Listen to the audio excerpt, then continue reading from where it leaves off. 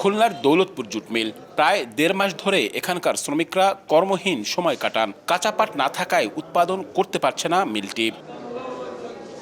ইজারা নেয়া এ রাষ্ট্রায়ত্ত মিলটির মতো একই অবস্থা খুলনা অঞ্চলের অন্তত ১ ডজন মিলের। কোনোটিতে সীমিত আকারে কাজ চললেও অধিকাংশের চাকাই বন্ধ।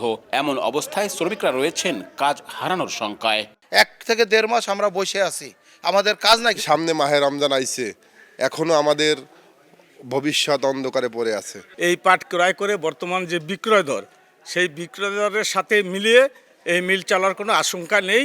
মিল মালিকরা বলছেন মৌসুমের শুরুতে তারা প্রতিমন পাট ৩,২০০ টাকা দরে কিনলেও এখন কিনতে হচ্ছে ৫,২০০ টাকা দরে। এতে বেড়েছে উৎপাদন খরচ। অন্যদিকে পণ্যের মূল্য না বাড়ায় উৎপাদনে আগ্রহ হারাচ্ছেন তারা।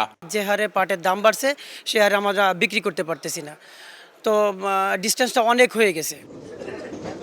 দাম বৃদ্ধির কারণ হিসেবে কেউ কেউ কাঁচা পাট উৎপাদন কম হওয়ার কথা বললেও কৃষি বিভাগের তথ্য বলছে গত ২ বছরে বিভাগের ১০ জেলায় প্রায় একই পরিমাণ পাট উৎপাদন হয়েছে।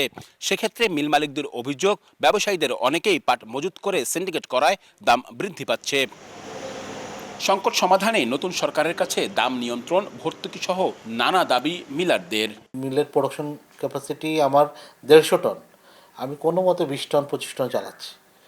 এটা একদিক থেকে যেমন আমার ব্যাংক আমার উপর চাপ হলো, ব্যাংকের আমার দায় বাড়ছে এবং দেশের অর্থনীতিতে আমাদের ইকোনমিতেও কিন্তু বড় ধরনের প্রভাব ফেলছে। এদিকে বাজার সহনীয় করতে নিয়মিত তদারকির পাশাপাশি অন্যান্য পদক্ষেপ নেয়ার কথা জানিয়েছে পাট অধিদপ্তর।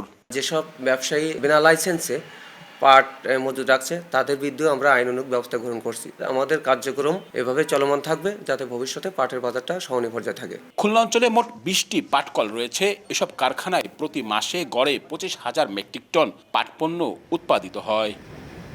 আব্দুল্লাহ আল মামুন রুবেল, সময় সংবাদ, খুলনা।